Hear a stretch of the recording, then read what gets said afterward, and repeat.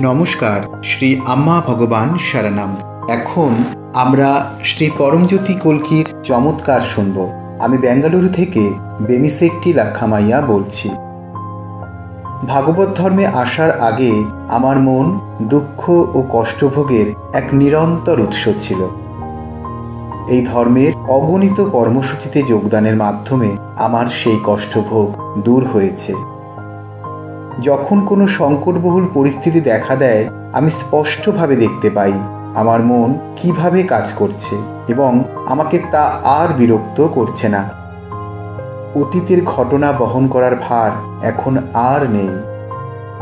দ্বন্দ্ব ও বিভ্রান্তি আমার জীবন থেকে অদৃশ্য হয়ে গেছে। তুলনা করার অভ্যাস, যা অতীতে চিরসঙ্গী হয়ে গেছিল, তা একেবারে বিলীন হয়ে গেছে। আগে অন্তরে গভীর আঘাত বহন করতাম, এখন সেসব সম্পূর্ণ অদৃশ্য। বিরল ক্ষেত্রে যদিও বা আঘাত দেখা দেয়, কখনোই তা দীর্ঘায়িত হয় না। যে মুহূর্তে আমি সচেতন হয়ে উঠি, তা অদৃশ্য হয়ে যায়। জীবনের কোনো কিছুর জন্য নিজেকে অপরাধী বোধ করি না। ভবিষ্যৎ নিয়ে ভীতি আমাকে আর বন্দি করে রাখে না। নিজের এবং অপরের মূল্যায়ন করা সম্পূর্ণরূপে বন্ধ হয়ে গেছে। এখন চিন্তাভাবনাগুলি উল্লেখনীয়ভাবে মন্থর। সেগুলি সম্বন্ধে শান্ত সচেতনতা রয়েছে।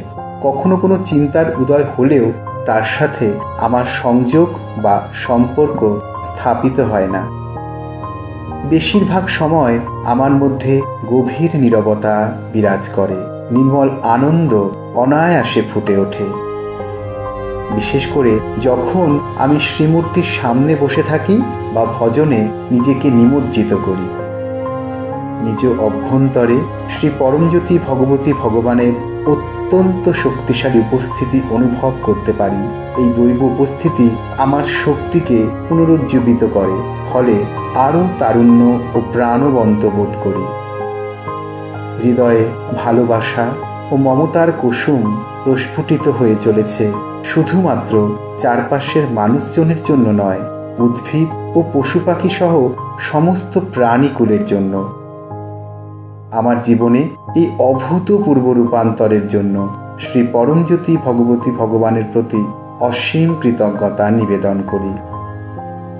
এমন অন্তহীন অনুগ্রহ ও আশীর্বাদ প্রদানের জন্য তাঁদের অসংখ্য ধন্যবাদ ও বিনম্র প্রণাম জানাই।